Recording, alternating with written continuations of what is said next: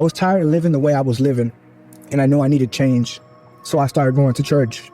I would go to this church, and they had a parole section where I felt, welcome. I felt like I belonged somewhere, and I just remember that I wanted God so bad, but I couldn't stop getting high. I was living a double lifestyle of mine, trying to get high and do all these bad things, but have the blessings of God, and it was just leading me down a path of destruction.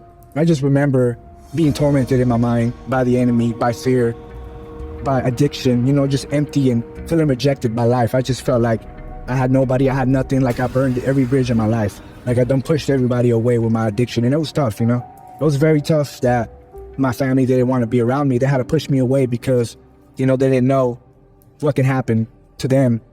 I remember one Wednesday night specifically as I was getting high in the parking lot with crystal meth. It was a Wednesday night deliverance service at this church, and I would go to this church, but I always wanted to get close to God, but I didn't know how. I didn't really know God. I knew about God, I knew about Jesus, but I never personally encountered him. I just knew that he was calling me. I remember this particular Wednesday recovery night, I went into church and I sat down, and the pastor, he was giving an altar call, and he was asking somebody, if you want to give your life to Christ, to come up to the altar. And I remember that I needed God. I was sick and tired of being sick and tired. And I remember I wanted to get up, but I just remember feeling bound to my chair. I felt like I couldn't get up, like something was weighing me down.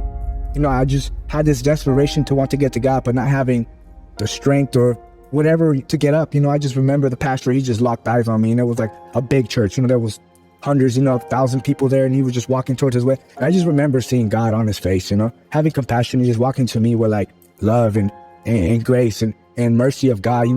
I knew this is what I needed. I remember when he came up to me and he put his hand on my shoulder, and I felt like chains fell off of my arms and my feet, and I got up. He helped me get up, and he walked me to the altar. I don't know what he asked me to say. I don't remember the moment, but I remember the feeling. I remember the feeling of encountering God and him coming into my life, his magnificent power, this high that I've been looking for. I remember being instantly sobered and filled with love. I remember sitting there on my knees crying. There was rivers flowing out of my face.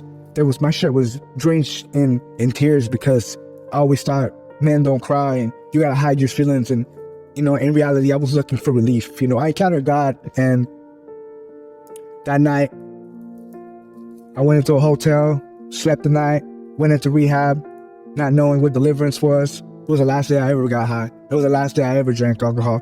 It was the last day that I ever had to live that kind of lifestyle. And now I've been clean and sober for 8 years here in July, and it's been the best decision in my life to follow Christ. So after that, I noticed that I was delivered, that I was set free, that I no longer needed to get high or drink to satisfy myself, that, that I had a purpose and a plan, and that God had a plan for my life.